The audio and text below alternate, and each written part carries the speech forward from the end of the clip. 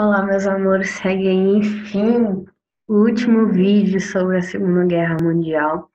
Lembrando que a gente já passou pelos antecedentes, a gente viu a formação do fascismo e do nazismo e a eclosão da Guerra Civil Espanhola, que foi importante como um ensaio bélico para o nazifascismo.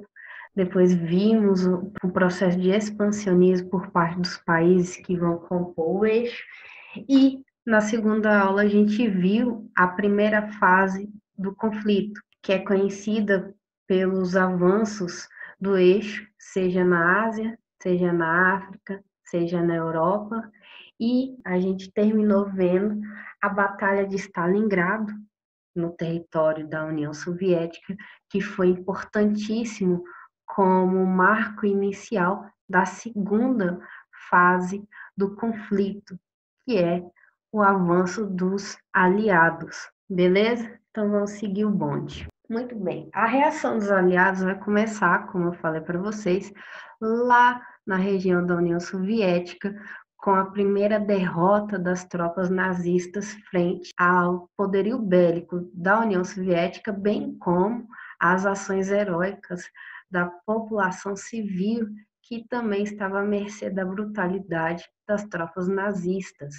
E aí, o que vai acontecer? Rolou uma conferência em Teherã, na capital do Irã, na qual os países aliados tomaram a decisão de abrir as frentes de guerra para dispersar o inimigo. Isso é muito típico de qualquer contexto bélico, dividir para conquistar. Isso é mais antigo que a muralha da China. Principalmente em três frentes. A frente leste, liderada pela União Soviética, metendo porrada nas tropas nazistas e liberando e, ao mesmo tempo, ocupando o leste europeu. A frente sul, na região do norte do continente africano, entrando na região da Itália, que teria a liderança de tropas norte-americanas, com apoio, por exemplo, de tropas brasileiras. Lembre-se, o Brasil foi o único país da América Latina a ir para o contexto da guerra, que vai estar ao lado das tropas norte-americanas na frente sul. E na frente oeste, a frente mais famosa da reação dos aliados, cuja liderança estaria na mão dos Estados Unidos com apoio de tropas britânicas. Beleza? E aí, o que eles vão fazer? O primeiro alvo dos aliados é a Itália, porque a Itália era a parte mais fraca do eixo. Lembrando que a gente está aqui no contexto da guerra focado no continente europeu. No continente europeu, a gente tem os dois países do eixo, a Alemanha e a Itália. Lá na Ásia, isoladinho, tocando terror e, por vezes, conseguindo obter êxito até que chega aos Estados Unidos, mas tudo bem. Tá o Japão isoladão, conquistando toda a região. E aí, o que eles vão fazer? Eles optam libertar a Europa primeiro, para depois ir para o Japão. O primeiro alvo da reação é a Itália. Isso vai ficar a cargo, principalmente, da frente sul, que vai invadir a Península Itálica e derrotar as tropas fascistas. O segundo alvo era a libertação da França. Lembre-se que desde o início do conflito, a França está sob domínio nazista, porque os nazistas foram pesadamente sobre a região da França e da Inglaterra. Eles conseguiram ocupar a França, mas não conseguiram ocupar a Inglaterra. Porém, bombardearam à torta e direito no território inglês. A libertação da França vai começar através do dia 6 de junho de 1944, com o dia D, porque a partir desse momento, além de libertar os franceses do jugo dos nazistas, os aliados estariam fazendo isso aqui, ó, jogando o inimigo mor para o território dele, que é o terceiro alvo, que seria a Alemanha, que, diante da derrota da Itália frente às tropas aliadas e com a vitória da União Soviética no leste europeu e com as vitórias das tropas aliadas na frente oeste, se viu encurralada. sobre 3 frentes. E aí fica difícil contornar tal situação. Evidentemente que isso não aconteceu do dia para a noite. Levou-se um pouquinho de tempo, levou mais um ano aí praticamente para que a tática de guerra implantada pelos aliados tivesse êxito, porque só no mês de maio de 1945 é que tem a rendição final da Alemanha. Bacana? Muito bem.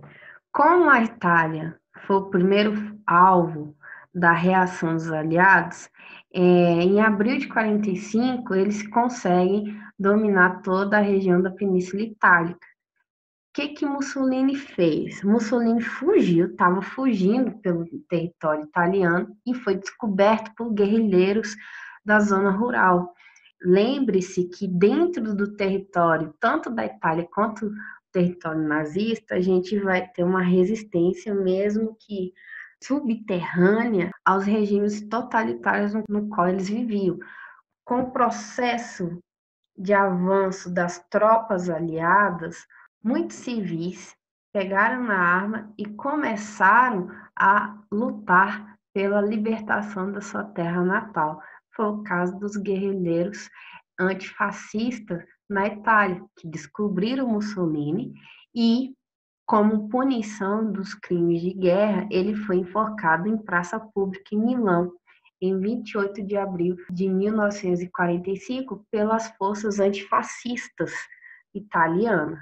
2 dias depois, Hitler, após ser notificado que as suas tropas estão encurraladas no próprio território e que tem tropas da União Soviética e dos Estados Unidos avançando sobre a região de Berlim, e que qualquer momento eles poderiam chegar, ele vai optar pelo suicídio. Tem um filme que representa as últimas horas de Hitler, que é um filme muito famoso, eu acho que todos vocês conhecem, ou se não conhecem, deveriam conhecer, que se chama A Queda, que vai falar sobre os últimos dias de Hitler, que tem aquela cena maravilhosa que representa exatamente esse tópico em questão, no qual ele está com seus oficiais do alto escalão e eles estão dizendo que a Alemanha não tem condições bélicas de sair da encurralada que está, e ele começa a gritar e bater na mesa.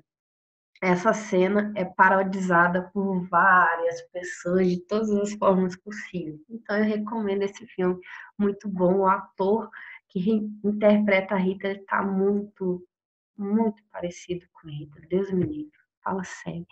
E isso foi tudo no mês de abril. Aconteceu quase tudo no mês de abril, né? Parece o nosso caso. Aí no mês de maio, exatamente dia 8 de maio, para ser bem específica, a rendição incondicional do governo alemão. E aí o que, que vai acontecer? Se encerra a guerra na Europa e nas regiões que estavam sob domínio da Itália no continente africano.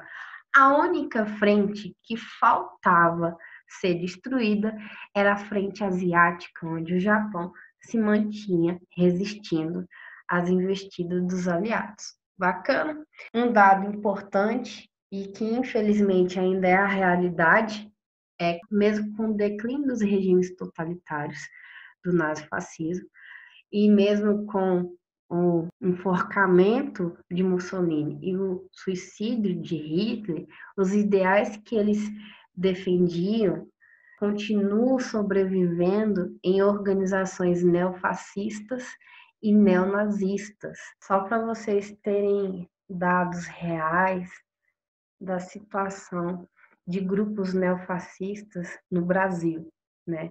De acordo com o estudo da antropóloga Adriana Dias, são mais de 300 cédulas neonazistas em atividade no país, cuja a predominância se situa nas regiões sul e sudeste. Porém, de acordo com o estudo que ela fez, começaram a surgir cédulas neonazistas no centro-oeste. A pesquisa dela, ela é muito importante para a gente entender a necessidade constante de estudarmos o que foi o fascismo, o que foi o nazismo e conscientizar a população, porque esse tipo de movimento existe, está no meio da gente, e o foco de ação dessas pessoas é direcionada principalmente a LGBTs, a negros e feministas, que são vistos por eles como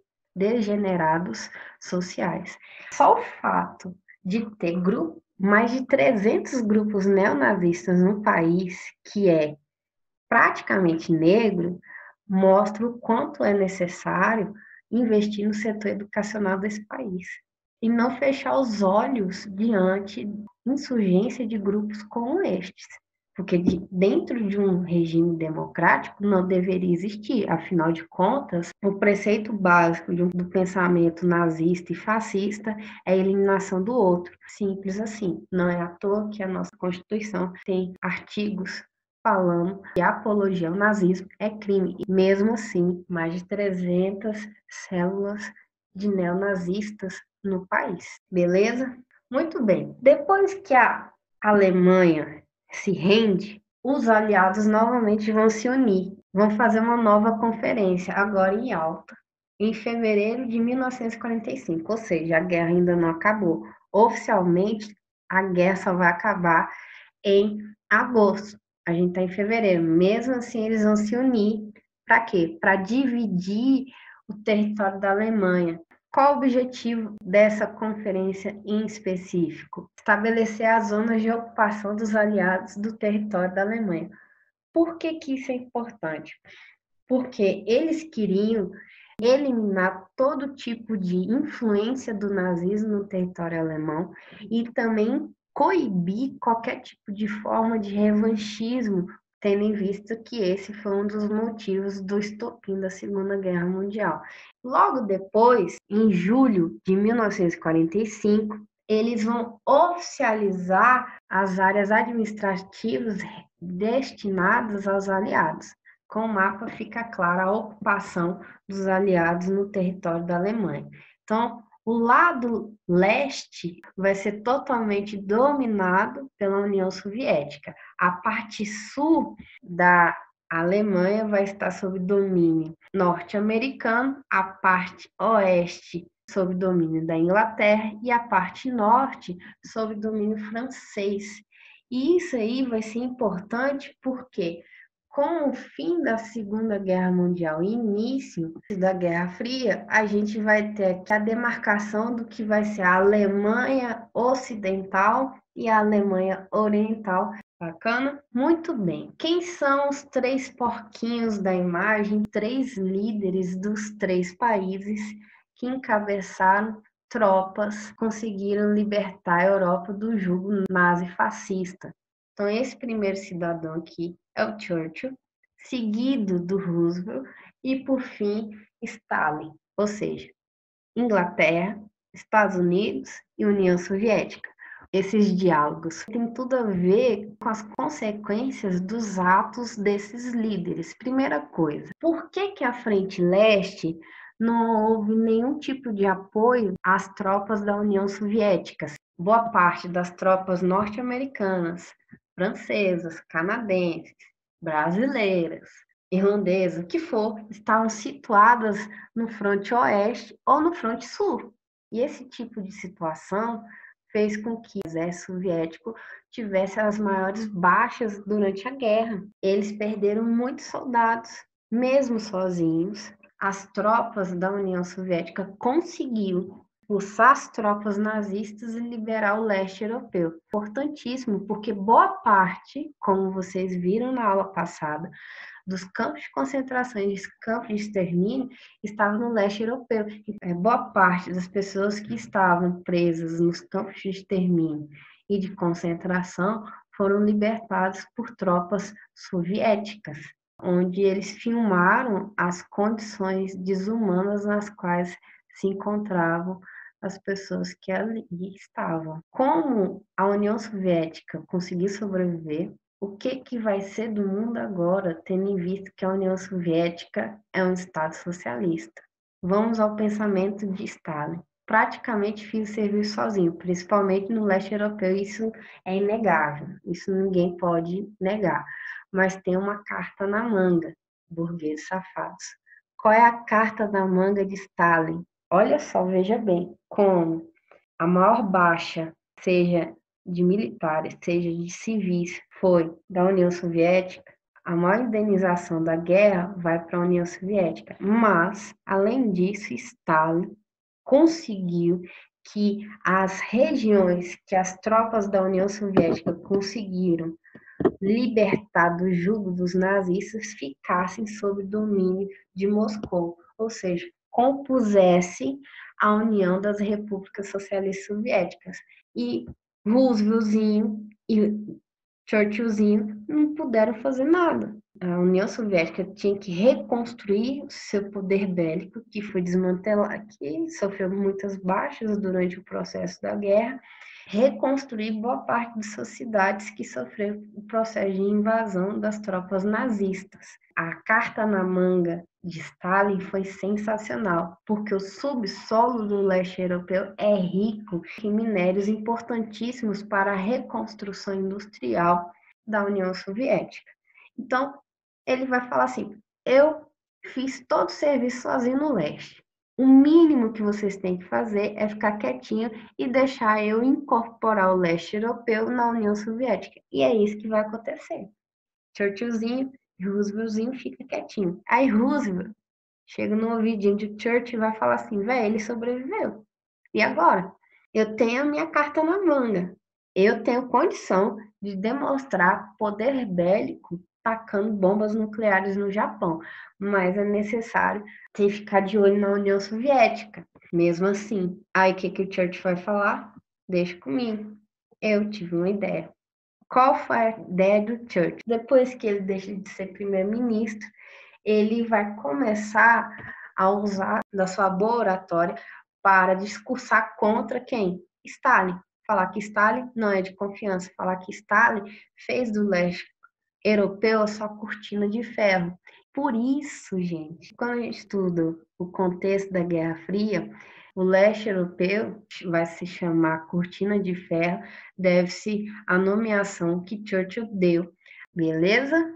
Disso tudo, você tira que Stalin conseguiu ampliar o território da União Soviética com a incorporação do leste europeu. Roosevelt conseguiu, através do Projeto Manhattan, desenvolver bombas nucleares, poder bélico que nenhum país tinha naquele momento. E Churchill, mesmo sendo o primeiro-ministro que conseguiu vencer a Segunda Guerra, não consegue ser reeleito, mas se torna um orador muito forte dentro do contexto da Guerra Fria contra a União Soviética. Muito bem. Mussolini já foi, Hitlerzinho já foi, só falta quem? O Império do Sol Nascente, que está lá no lado asiático da guerra, controlando praticamente a Ásia inteira. Era necessário dar fim a essa guerra. Aí o foco da atenção da guerra, que antes era no continente europeu, vai passar a ser na guerra no Pacífico. Como eu falei para vocês, os Estados Unidos tinham um projeto de desenvolvimento de bomba atômica, testando na área de deserto de sua região e também em algumas ilhas do Pacífico que estavam sob seu domínio, e resolveu usar esse poderio bélico sobre o Japão como forma de forçar o fim da guerra, porque o Japão não queria se render. Lembrando que o Império do Sol Nascente, assim como os outros governos do eixo, começaram a usar táticas de guerra suicidas. A tática de guerra suicida mais famosa foi os kamikazes. É uma expressão japonesa que significa vento divino. Era assim que eram conhecidos os pilotos suicidas da aeronáutica japonesa. E aí o que vai acontecer? Dia 6 e dia 9 de agosto de 1945 foram os dias que as cidades de Hiroshima e depois Nagasaki foram escolhidas como alvo dos lançamentos atômicos, sendo que eram regiões sem base militar, ou seja, eram zonas civis. As consequências do ataque nuclear foram devastadoras, não só para a geração que teve contato direto com as bombas, mas para gerações futuras que sofreram com os efeitos colaterais das bombas. E aí, qual foi a atitude dos Estados Unidos? Depois que meteu as bombas e viu, né, as consequências da bomba atômica no corpo humano, porque antes de Hiroshima e Nagasaki, nenhum teste nuclear dos Estados Unidos foi em regiões onde havia população, pelo contrário, eram regiões desérticas, ou ilhas desérticas. O primeiro teste em humanos, digamos assim, foi em Hiroshima e Nagasaki.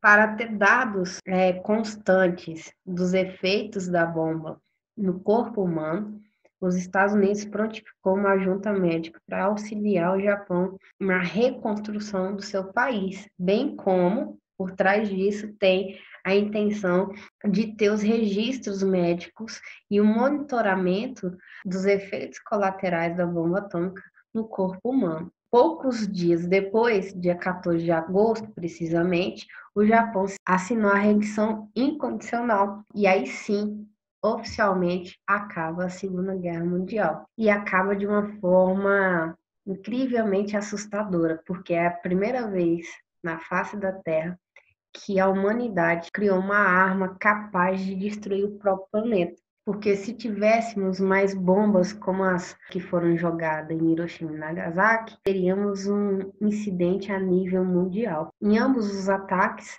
o avião americano que estava transportando-as filmou a explosão. E aí está o registro fotográfico mortal das duas cidades. Enfim, terminamos esse conteúdo.